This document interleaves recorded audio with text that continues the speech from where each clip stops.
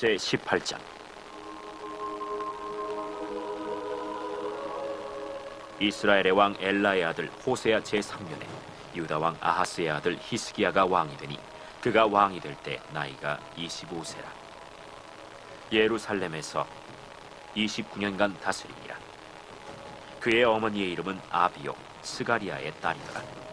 히스기야가 그의 조상 다윗의 모든 행위와 같이 여호와께서 보시기에 정직하게 행하여 그가 여러 산당들을 제거하며 주상을 깨뜨리며 아세라 목상을 찍으며 모세가 만들었던 놋뱀을 이스라엘 자손이 이때까지 향하여 분향함으로 그것을 부수고 느후스단이라 일컬었더라. 히스기야가 이스라엘 하나님 여호와를 의지하였는데 그의 전후 유다 여러 왕 중에 그러한 자가 없었으니 곧 그가 여호와께 연합하여 그에게서 떠나지 아니하고 여호와께서 모세에게 명령하신 계명을 지켰더라. 여호와께서 그와 함께 하시며 그가 어디로 가든지 형통하였더라. 저가 아수르 왕을 배반하고 섬기지 아니하였고 그가 블레셋 사람들을 쳐서 가사와 그 사방에 이르고 망대에서부터 견고한 성까지 이르렀더라. 히스기야 왕 제4년 곧 이스라엘의 왕 엘라의 아들 호세아 제7년에 아수르의 왕 살마네셀이 사마리아로 올라와서 애워쌌더라.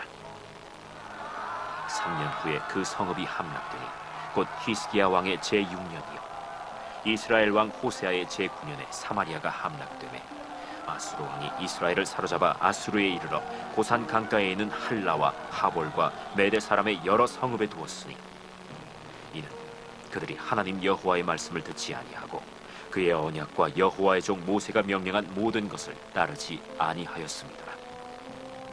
히스기야 왕 제14년에 아수르의 왕 산헤립이 올라와서 유다 모든 견고한 성읍들을 쳐서 점령하매 유다의 왕 히스기야가 라기스로 사람을 보내어 아수르 왕에게 이르되 내가 범죄하였나이다. 나를 떠나 돌아가소서. 왕이 내게 지으시는 것을 내가 당하리이다. 아수르 왕이 곧 은 300달란트와 금 30달란트를 정하여 유다 왕 히스기야에게 내게 한지라. 히스기야가 이에 여호와의 성전과 왕궁 곳간에 있는 은을 다 주었고 또 그때 유다 왕 히스기야가 여호와의 성전 문의 금과 자기가 모든 기둥에 입힌 금을 벗겨 모두 아수르 왕에게 주었더라. 아수르 왕이 다르단과 랍사리스와 랍사게로 하여금 대군을 거느리고 라기스에서부터 예루살렘으로 가서 히스기야 왕을 치게 하매 그들이 예루살렘으로 올라가니라. 그들이 올라가서 윈못 수도 곁 곧 세탁자의 밭에 있는 큰 길에 이르러 서니라.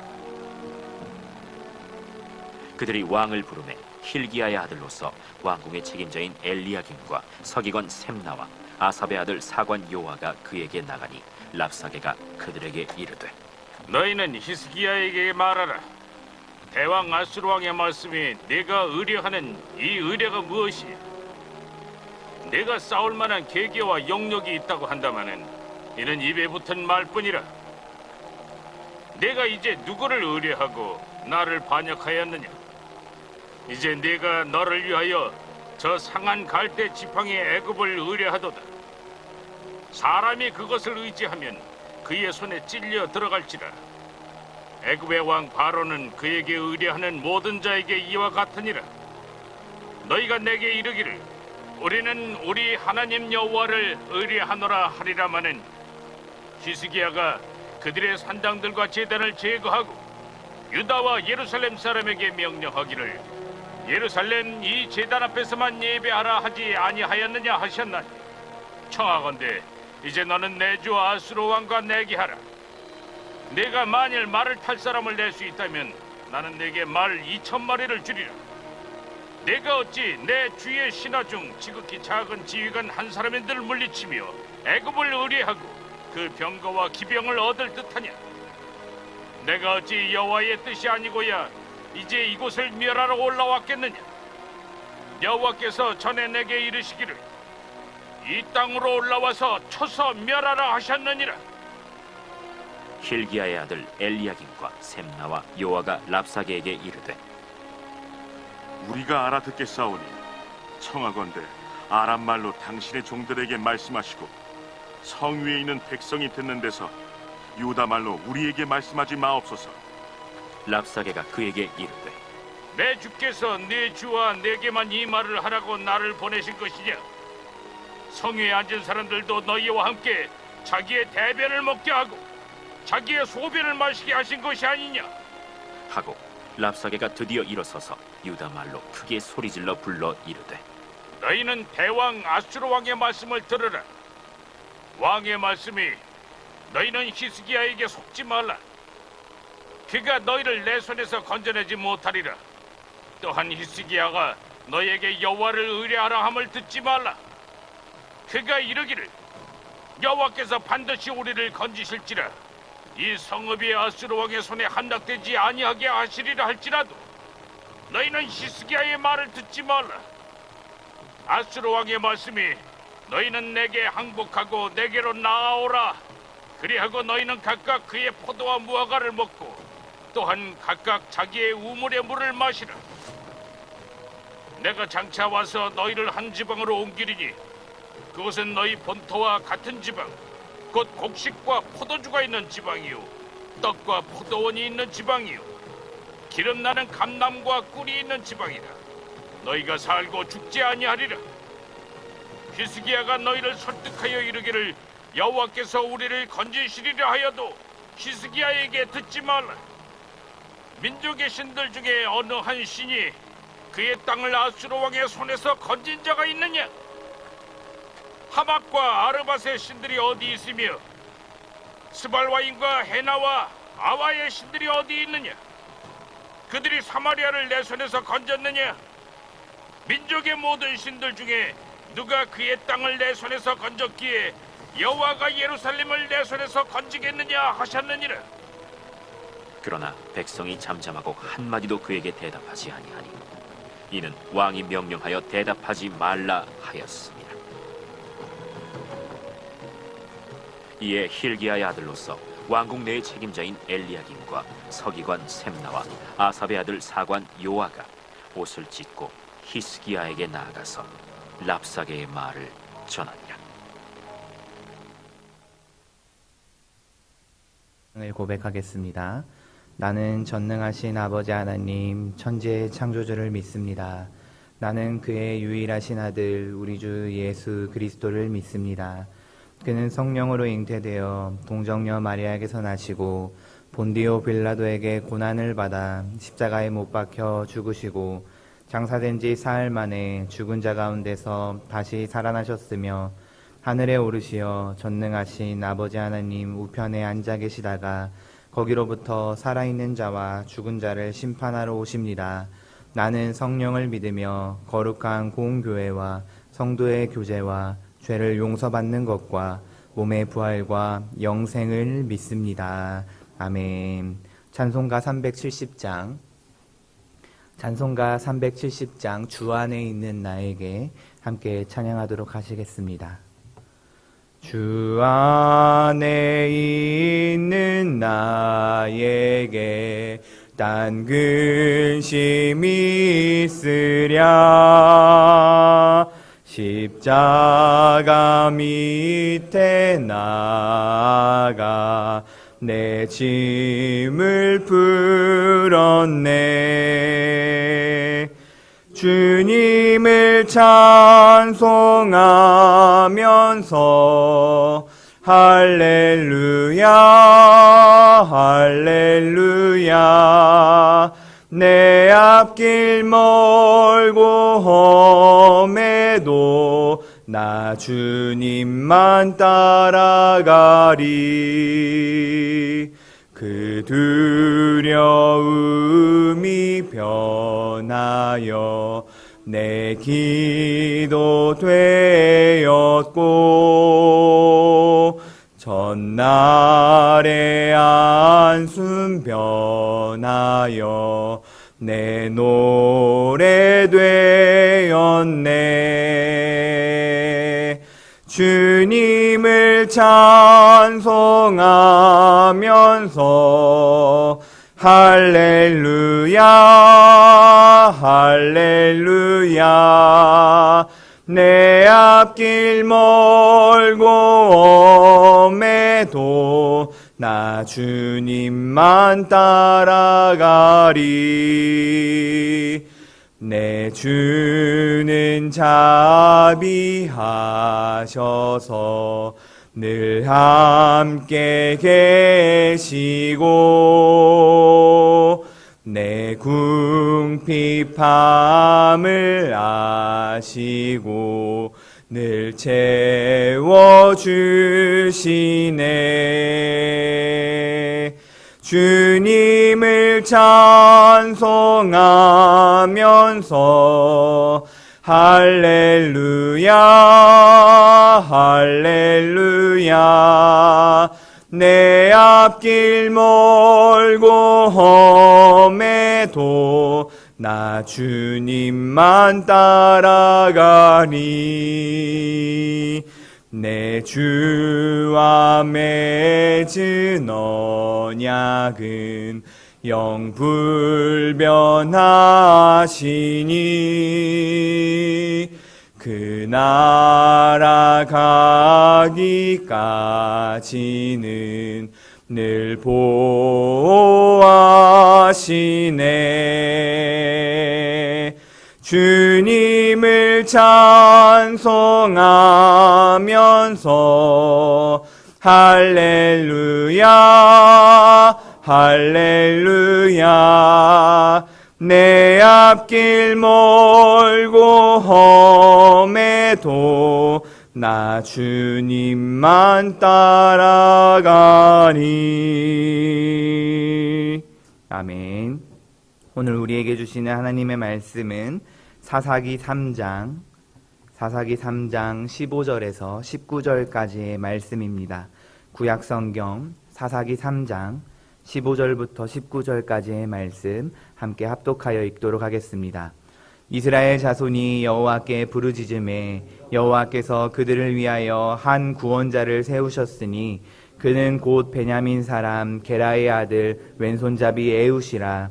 이스라엘 자손이 그를 통하여 모압 왕 에글론에게 공물을 바칠 때에 에훗의 길이가 한 규빗 되는 좌우에 날성칼을 만들어 그의 오른쪽 허벅지 옷 속에 차고 공물을 모압 왕 에글론에게 바쳤는데 에글론은 매우 비둔한 자였더라.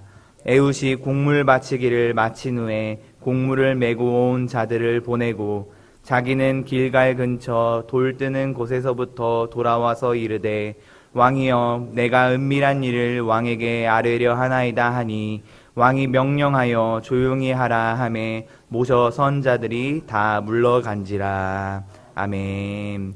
예물 봉헌하시겠습니다. 감사헌금 양은영 권사님, 1000번째 예물 이승길 지사님, 황희돈 지사님, 무명으로 2분, 김봉재 박연희 김서율, 유준경 유용선 김혜자 유혜림, 김유신 오성경 김준성 김준우, 장진용 김정옥 장규식 장진혁 성도님 드리셨습니다. 기도하시겠습니다.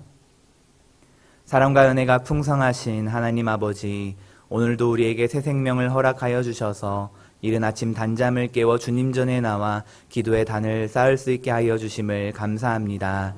주님께서 허락하신 이 생명, 오늘 하루도 주님의 기쁨이 되며 주님의 영광이 되는 삶 살아갈 수 있도록 주님 우리와 함께하여 주시고 우리를 인도하여 주옵소서. 이 시간 주님께 예배드리러 나올 때에 마음과 정성을 모아 예물 드린 손길들이 있습니다. 그 예물에 담긴 기도의 제목들 주님 모두 다 아시오니 주님의 때에 합력하여 선하게 응답하여 주시는 놀랍고 풍성한 은혜가 있게 하여 주시옵소서. 우리 삶 가운데 주어진 모든 것이 다 주님께로 왔음을 우리가 믿음으로 고백하게 하시고 나에게 주어진 물질뿐만 아니라 시간과 재능과 은사도 모든 것도 하나님께 돌려드리며 나아갈 수 있는 삶의 예배자들이 되어질 수 있도록 인도하여 주옵소서. 우리 안에 공동의 기도 제목들이 있습니다. 주님 이 나라와 이 민족을 주님 붙들어 주시옵소서. 하나님께서 지켜 보호하여 주시고 날마다 하나님 나라가 되어질 수 있도록 인도하여 주옵소서. 나라를 다스리는 위정자들이 하나님을 경외하는 마음을 품게 하여 주시고 각자의 유익이나 당파적 만족이 아니라 국민들을 위한 정치, 하나님을 경외하는 정치를 해나갈 수 있도록 주님 인도하여 주옵소서. 주님, 우리 교회를 인천 땅 가운데 세우신 주님의 이유와 계획하심과 목적이 있은 줄 압니다. 우리가 인천 땅의 복음화를 위하여 힘써 달려나갈 수 있는 교회 되게 하여 주시옵소서. 어두워져가는 이 땅 가운데, 이 세대 가운데 주님을 알지 못하여 죽어가는 자들이 없도록, 단 한 번도 복음의 소식을 접하지 못하여 죽어가는 자들이 없도록 우리가 사랑을 들고 복음을 들고 세상으로 나아갈 수 있도록 주님 인도하여 주옵소서. 주님, 우리 교회 가운데 믿음의 다음 세대를 허락하여 주셨습니다. 믿음과 신앙의 유산이 잘 전수되어져서 믿음의 다음 세대가 다른 세대 되어지지 않도록 주님 인도하여 주옵소서. 세상에서 빛과 소금의 역할을 잘 감당하며 그리스도의 향기를 내뿜는 자녀들 되어지길 원합니다. 그들을 통하여 어두워져가는 이 땅 가운데 주님의 밝은 빛이 비춰질 수 있도록 주님, 우리 다음 세대를 붙들어 주시옵소서. 주님, 이 시간 말씀 들으며 나아갑니다. 우리의 마음을 주님께 온전히 드리며 나아가기를 원합니다. 우리에게 듣는 마음을 허락하여 주시고 들을 귀도 허락하여 주셔서 주님의 말씀에 귀 기울여 나아가는 은혜의 시간 될 수 있도록 인도하여 주옵소서. 주님 말씀하실 때 아멘으로 반응하며 나아가게 하여 주시고 그저 듣고 흘려보내는 말씀이 아니라 레마의 말씀으로 받아 나의 삶 가운데 좌우의 날선 검과도 같이 나의 삶을 찔러 쪼개어 변화시키는 놀랍고 능력 있는 은혜의 말씀 되어질 수 있도록 주님 인도하여 주시옵소서. 오늘 우리의 하루의 삶도 주님께 맡겨드리며 나아갑니다. 주님 함께하여 주시고 인도하여 주시옵소서. 사랑이 많으신 예수 그리스도의 이름으로 감사드리며 기도드립니다. 아멘. 한번 따라해 보겠습니다. 왼손의 승리. 오늘 함께 나눌 말씀의 제목은 왼손의 승리입니다. 사사기의 구조는 반복의 연속이지 않습니까? 이스라엘 백성들이 여호와를 잊고 악을 행하면 하나님은 그들을 누구의 손에 넘겨주십니까? 이방 민족들의 손에 넘겨주십니다. 그러나 이스라엘이 고통 가운데 죄를 회개하며 부르짖으면 누구를 세워주시나요? 사사를 세워 이스라엘을 구원하십니다. 우리는 앞선 말씀을 통해서 구산 리사다임의 손에서 이스라엘을 구원한 첫 번째 사사 온니엘의 이야기를 살펴보았죠. 그의 시대 동안에는 40년간 땅에 평화가 있었습니다. 하지만 온니엘이 죽고 시간이 흐르자 또다시 이스라엘은 어떻게 되었을까요? 여호와의 눈에 악을 행하기 또 시작합니다. 이번에는 모압 왕 에글론이 등장합니다. 그는 암몬과 아말렉을 끌어모아서 여리고성을 점령하고 이스라엘을 18년 동안 억압하였습니다. 구산 리사다임 때 8년 동안 억압당한 것과 비교하면 2배 이상 늘어난 기간입니다. 아마 억압의 강도도 훨씬 더 강했을 것이라고 추정해 볼 수 있습니다. 그렇다면 상식적으로 생각해 보았을 때 이스라엘에게는 어떤 사사가 필요할까요? 아마 첫 번째 사사 온니엘처럼 정복 전쟁에서 이미 이스라엘 가운데에서 용맹함을 인정받고 또 훌륭한 가문 출신으로 지도자로서의 자질 또한 겸비한 사람이 필요하지 않겠습니까? 그런데 항상 성경은 그리고 하나님은 우리의 예상과 고정관념을 깨트리며 다가오십니다. 우리 15절 말씀을 다시 한번 읽어보도록 하겠습니다. 읽겠습니다. 이스라엘 자손이 여호와께 부르짖음에 여호와께서 그들을 위하여 한 구원자를 세우셨으니 그는 곧 베냐민 사람 게라의 아들 왼손잡이 에웃이라. 이스라엘 자손이 그를 통하여 모압 왕 에글론에게 공물을 바칠 때에 이스라엘 자손이 여호와께 부르짖자 하나님께서는 두 번째로 이스라엘을 구원할 사사로 누구를 세우십니까? 베냐민 지파의 왼손잡이 에웃입니다. 여기서 왼손잡이라는 것은 원어적으로 오른손이 막힌 사람이라는 뜻을 가지고 있습니다. 그게 무슨 의미일까요? 단순히 왼손을 오른손보다 능숙하게 사용하는 왼손잡이가 아니라 오른손이 무엇인가 기능면에 있어서 부족한 사람이라는 의미입니다. 고대 사회에서 왼손은 약함, 부족함, 불리함, 심지어는 결함으로 인식되던 시기였습니다. 그런데 어떤 사람이 지금 사사로 세워졌습니까?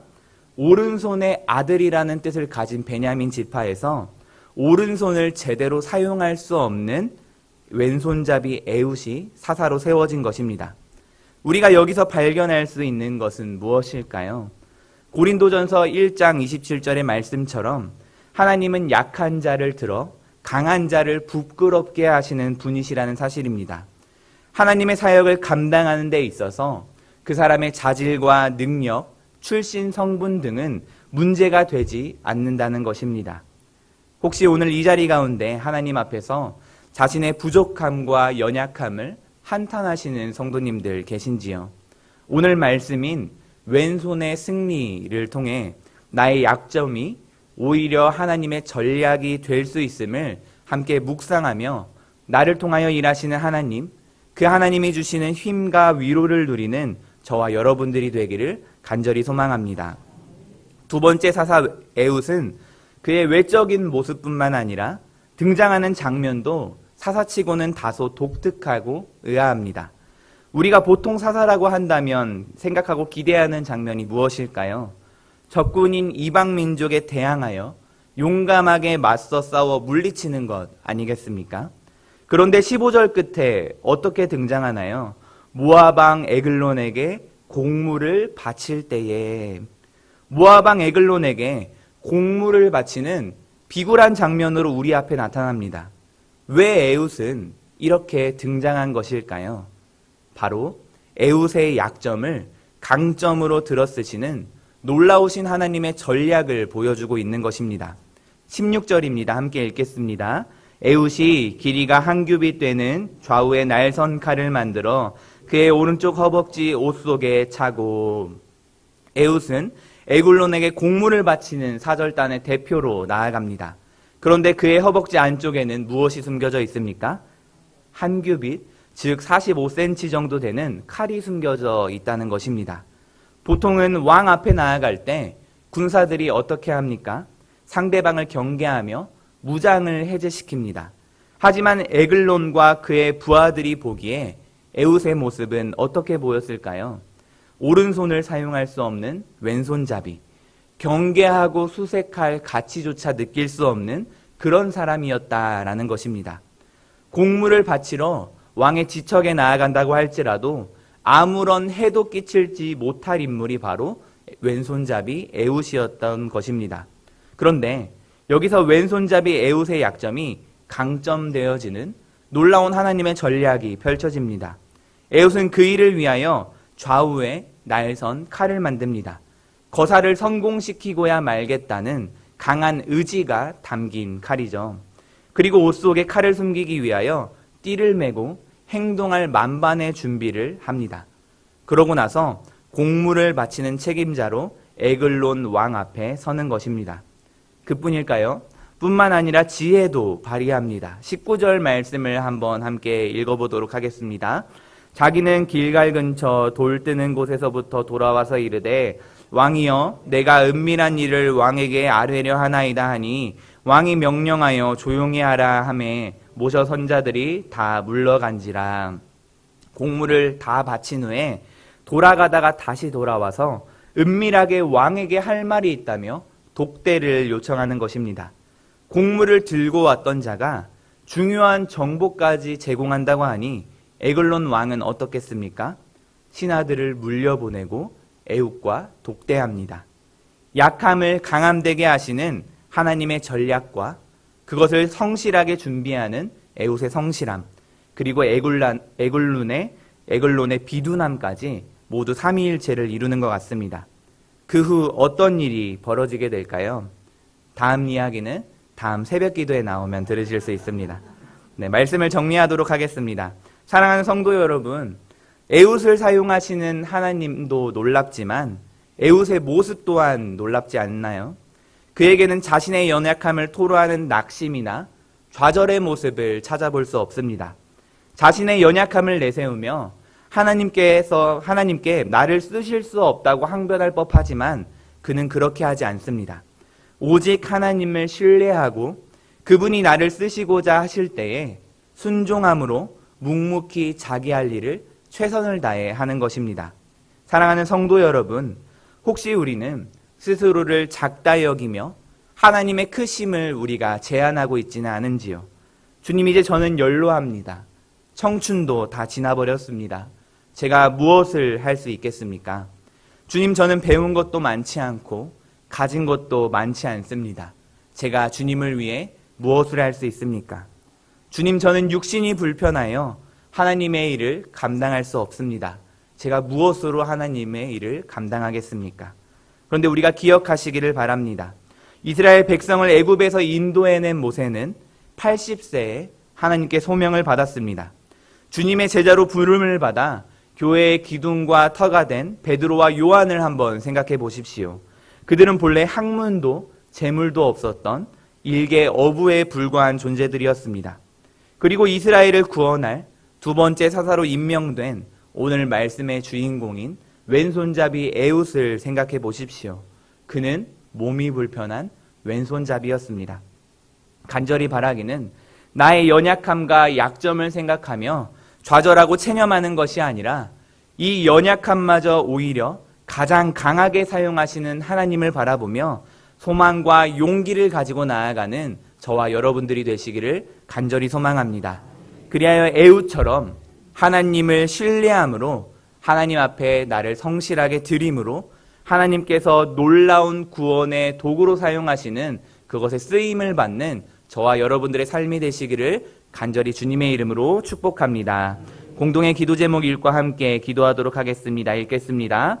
참 포도나무이신 예수님만을 의지하게 하소서. 부흥에 큰 은혜를 더하소서. 이러한 공동의 기도 제목과 각자 가지고 나오신 기도의 제목들, 담임 목사님의 사역과 오늘 금요 예배를 위하여, 그리고 오늘 들은 말씀을 생각하시며 주님, 제가 왼손잡이 에웃처럼 담대하게 주님 앞에 나아가 쓰임받기를 원합니다 라는 기도의 제목을 가지고 함께 주여 3번 외치신 후에 합심하여 기도하도록 하겠습니다. 기도하시겠습니다. 주여, 주여.